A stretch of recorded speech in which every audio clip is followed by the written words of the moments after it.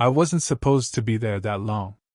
Just a quick stop, coffee, sandwich, back to work. But the place was warm in that way old cafes sometimes are, where the tables wobble, the air smells faintly of ground beans and something burnt, and people settle in as if they've been given permission to forget the time. She was sitting near the window when I came in. Mid-40s, maybe older, though her posture made her look younger, shoulders drawn tight like she just stood up too fast. A book sat open on the table, though she wasn't reading it. She had her hand around a cup that had gone cold, thumb tracing the rim. The barista knew me by now.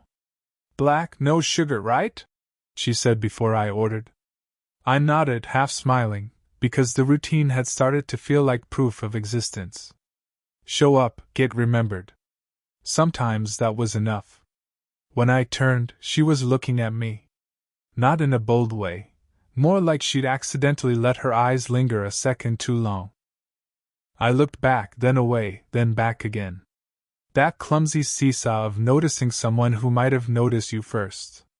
I took the seat 2 tables away.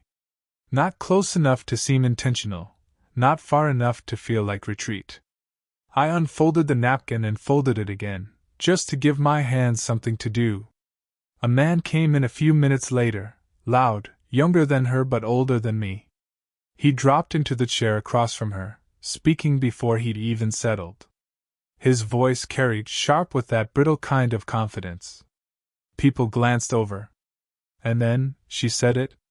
Clearly, flatly, like she'd rehearsed. "I don't think this is working. Let's not pretend otherwise." The cafe went still in that way small rooms do when something private becomes accidentally public. Chairs creaked, cups clinked softer than usual. The man laughed, louder than needed, the kind of laugh meant for an audience. He leaned back, arms wide, as if inviting everyone to share the joke. But her face didn't match the laugh. She looked down at her hands. Her thumb had stopped moving around the cup. I don't know why I spoke. Maybe it was the silence stretching too long. Maybe it was the way her shoulders sloped forward, bracing for the weight of people watching. "You don't have to explain," I said. My voice came out steadier than I felt. It wasn't much. Just a sentence. But it landed heavier than his laughter. The man froze. The cafe, for a moment, forgot to breathe. She lifted her eyes, met mine.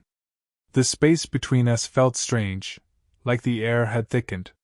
He muttered something I didn't catch, shoved back his chair, and left. The bell above the door rang twice. She didn't thank me. She didn't say anything at all. She just sat there, still holding the cup as though it might finally warm up again. I stared at the window, at the street outside, at the way the glass blurred with condensation.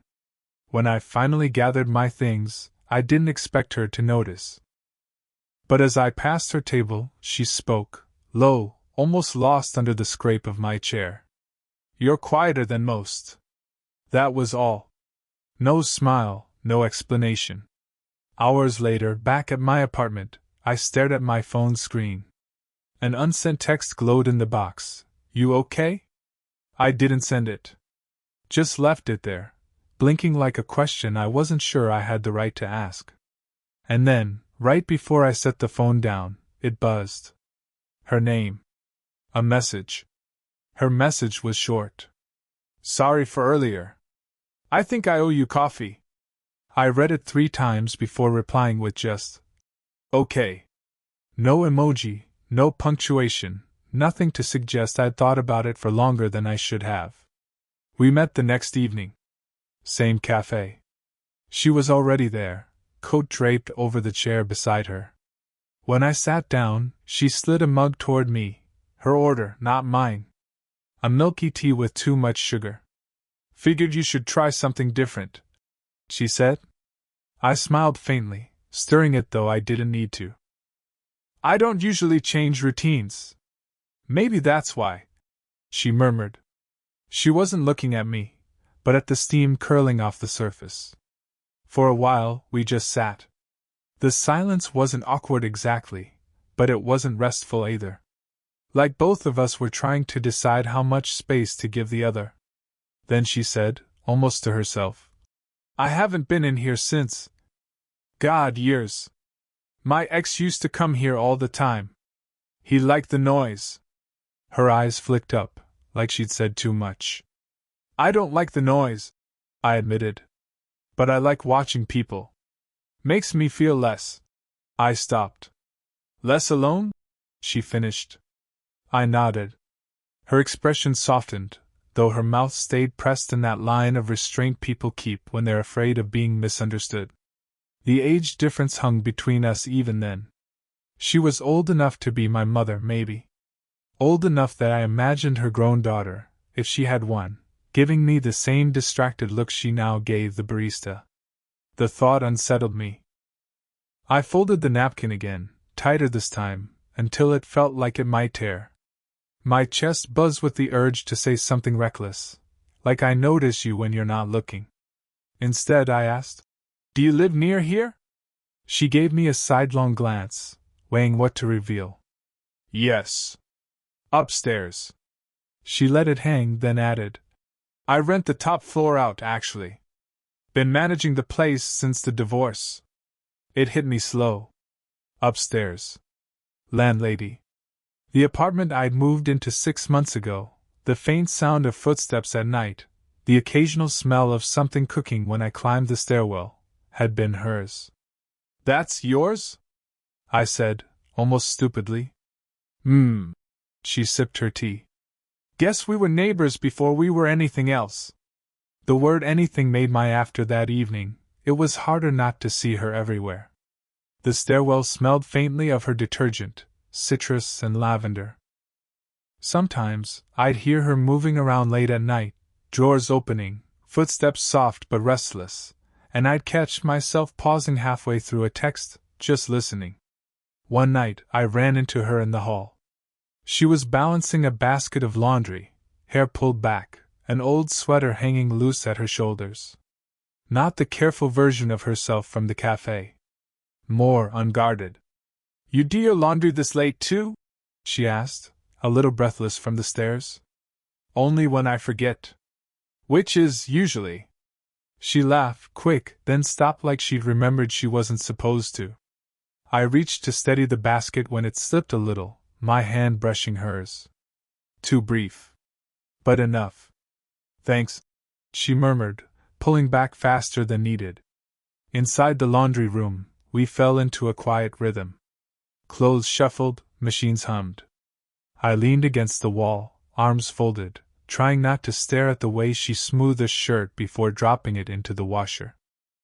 Feels strange, doesn't it? She said finally. What does? This. Talking like this. With.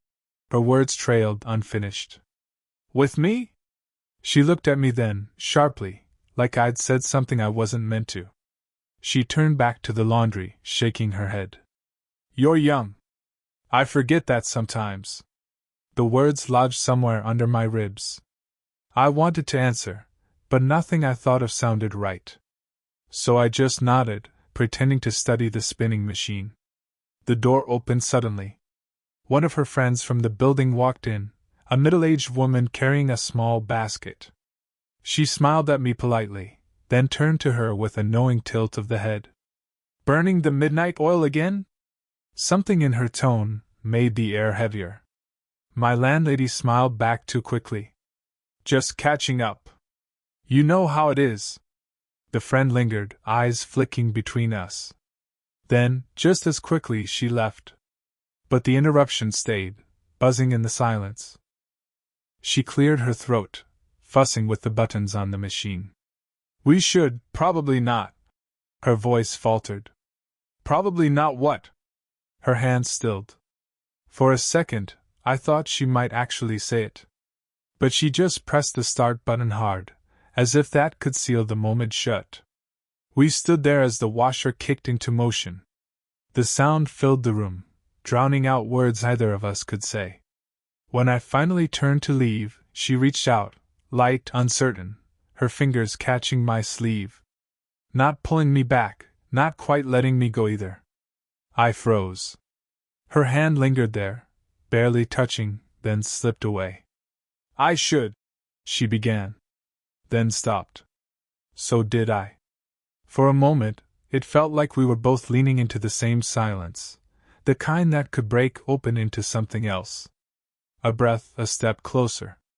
And then she turned, busying herself with the laundry again. The line held. Uncrossed. It was late afternoon when I saw her outside, sitting on the bench just beyond the building entrance. She wasn't reading, though a book lay open beside her. She had her hands in her lap, fingers twisting the hem of her sleeve. I almost walked past. But she looked up. Just enough for me to feel chosen. Long day? I asked, settling onto the bench. She gave a small, careful smile. Every day feels long lately. We sat without talking for a while, watching cars roll by. The air smelled faintly of rain, though the sky hadn't opened yet. I told her about work, briefly, my manager's constant nitpicking, the way the hours dragged. She nodded, listening in that way she did, eyes half-focused, as if weighing every word for what I didn't say. Then she spoke, so softly I almost missed it. I thought I'd have more by now. I glanced at her. She kept her gaze fixed on the street. More what? Her throat moved, but no sound came. Finally, more life that feels mine. Not borrowed, not measured out by other people. She laughed under her breath, bitter and too quiet. Sorry. That's not something I should say to you. Why not? You're too young to understand. I wanted to argue, to tell her I wasn't as untouched as she thought, but the words lodged. Instead, I said, maybe I understand more than you think. That made her look at me. Really look. And the pause that stretched between us was heavier than anything she could have said. Her voice thinned when she spoke again. Do you ever feel like you're standing on the wrong side of something? Like if you step over, even a little, you can't go back? I swallowed. All the time. Her hands stilled in her lap. She let out a slow breath, and I knew she was holding something back, something she wanted to say but couldn't. So I offered a piece of myself instead. I don't text people anymore. Not really. I type them out, but I never send. I don't even know why. She blinked at me, startled, then softened. Me too, she whispered. Drafts I'll never send. We both laughed, quiet and raw, at how stupidly similar it sounded. The laughter died, but the warmth stayed. For a week, I didn't see her. Not in the hallways, not on the bench, not even the sound of her steps overhead at night. It was strange, like the building itself had gone quieter. At first, I thought maybe I was imagining it. People get busy. Schedules shift. But by the fourth day, even the barista at the cafe asked, "Haven't seen your usual company lately." Company. The word stuck. When I finally caught sight of her again, it was in the lobby. She wasn't alone. A young woman, maybe mid-20s, stood beside her, balancing a bag of groceries. Their resemblance was unmistakable. The same sharp jawline, the same way of half-smiling like it cost effort. Her daughter. I hadn't considered that possibility. They passed me on the stairs. She offered a polite nod, nothing more. Not the half-smile she gave in quiet moments, not the glance that lingered longer than it should. Just acknowledgement. Her daughter didn't even notice me. I waited for the sound of footsteps upstairs. Instead, silence. The next day, I tried the cafe at the usual time. No trace of her. I sat there anyway, stirring a cup that had already gone cold. Watching the door. Imagining her walking in. Imagining the way her eyes might soften when she saw me, the small pause before she'd sit down across from me. But she didn't come. That night I typed a message. I didn't mean to interrupt. I just missed talking. I stared at it for too long. Then I erased missed talking and left it blank. Then I erased the whole thing. She was pulling back. I knew it without her saying a word. And I couldn't tell if it was because of me, or because of the world that pressed on her shoulders in ways I couldn't see. Hope flickered anyway. In small, pathetic ways. Every sound in the stairwell, every knock I thought might be her. I caught myself waiting, like a kid listening for footsteps that never came. The confusion settled heavier than heartbreak would have. Because heartbreak has an ending. This just felt stalled. I passed her daughter again 2 days later, leaving the building. She looked at me like I was no one worth remembering. And maybe that's all I was. Just the tenant. Just the boy renting a room upstairs. I almost knocked on her door that night. Almost. I stood there with my hand raised, staring at the wood grain, listening for the faintest movement behind it. But I lowered my hand. Went back upstairs. Sat in the dark with my phone in my lap. An empty message thread glowing at me. I didn't feel heartbroken. I felt paused. Like life forgot to finish the sentence. It happened on a night that wasn't supposed to mean anything. I was coming home late, the kind of tired where the world feels thinner. The stairwell lights flickered, buzzing faintly, and when I turned the corner, she was there, locking her door with a grocery bag at her feet. We both froze. Not long, just a second too long. "Hi," I said uselessly. "Hi," she echoed, softer. The air between us felt full of things unsaid. I almost walked past. Almost. But then she bent to lift the bag, and it slipped, one can rolling across the hallway. Reflex. I caught it before it hit the step. When I handed it back, our fingers brushed. Not the accidental kind. The kind that lingered. She didn't take the can right away. Just looked at me, eyes darker in the dim light. "Why did you stop coming down?" I asked before I could stop myself. My voice sounded rougher than I meant it to. Her mouth opened, then closed. She leaned back against the door, as if she needed something to hold her up. "Because it's easier. To not," she trailed off. "To not what?" Her hands tightened around the bag. "To not want something I shouldn't." The words hung there, heavier than the silence that followed. My chest tightened, like I'd been waiting weeks to hear it, and dreaded it at the same time. I wanted to say me too. I wanted to say then why does it feel like you already do? But all that came out was, "Maybe it's not just you." Her breath caught. She turned her face away, pressing her lips together like she could keep the words inside. But then, quietly, "You're too young. I keep telling myself that. I keep telling myself you're too far away," I answered. We both gave a small, broken laugh, more release than humor. The stairwell seemed impossibly narrow. Every small sound, the hum of the light, the creak of someone's TV upstairs, felt like it was pushing us closer to a choice. She let go of the grocery bag finally, setting it down on the floor. Her hands shook slightly as she crossed her arms, then uncrossed them. "I don't know if I'm strong enough to, you don't have to finish," I said.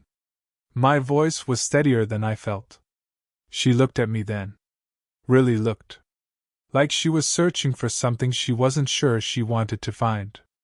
And then she reached out, not all the way, not enough to break the line, but enough to touch the back of my hand with her fingertips.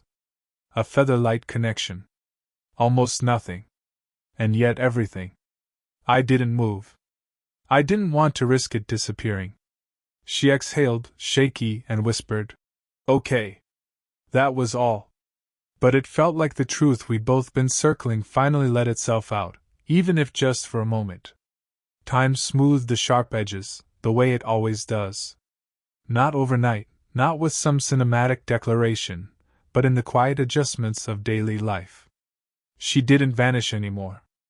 I saw her in the hallways, at the mailbox, sometimes even on the bench outside. And when she saw me, her smile wasn't guarded. Just there. It started small again. Tea shared in her kitchen while groceries waited to be put away. A knock on my door when she needed a jar opened, or when I forgot to pick up my rent envelope. We slipped into each other's routines the way you slip into a sweater that already knows your shape. I kept my black coffee. She kept her too sweet tea. But sometimes she'd sip mine and wince, pretending it was poison. I'd roll my eyes at her thermos of sugary milk tea and say it smelled like dessert. Those moments stayed with me more than the bigger ones. The bench became ours in a way no one else noticed. Not every day, not scheduled, but when we both found ourselves there at the same time. Once, she said, "You know, this is where everything started." I thought about correcting her, that it started in the cafe, in the way she couldn't quite hide the slope of her shoulders when she ended something in front of strangers, but I just nodded. Because maybe she was right. Maybe it started with me sitting down when I didn't have to. There were still pauses. Still moments when she'd go quiet, when the weight of what we were would settle heavy between us. But the silences weren't walls anymore. They were rooms we both learned how to stand in together. Months later, we walked to the cafe again. The same barista still remembered my order. "Black, no sugar," she said before I opened my mouth. Then she looked at the woman beside me and raised an eyebrow. "And for her? The usual?" The word usual made her laugh. "I guess so," she said, glancing at me. And in that glance was all the unspoken history, drafted text unsent, the pause of her hand on my sleeve, the grocery bag on the stairwell floor. We sat by the window this time. No loud interruptions, no staged breakups. Just the clink of cups, the rustle of pages from her book, the rhythm of people living their lives around us. I don't think either of us ever said love out loud. Not then, not later. It didn't feel missing. What we had was steadier, quieter. Like water running under a door, nothing dramatic, but it changes the shape of the room over time. I remember glancing at the clock on the wall as we left. 8:47 a.m. The exact kind of forgettable detail I knew would stay with me. She noticed me looking, tilted her head. "What?" "Nothing," I said, smiling as we stepped outside. "Just us." And she understood.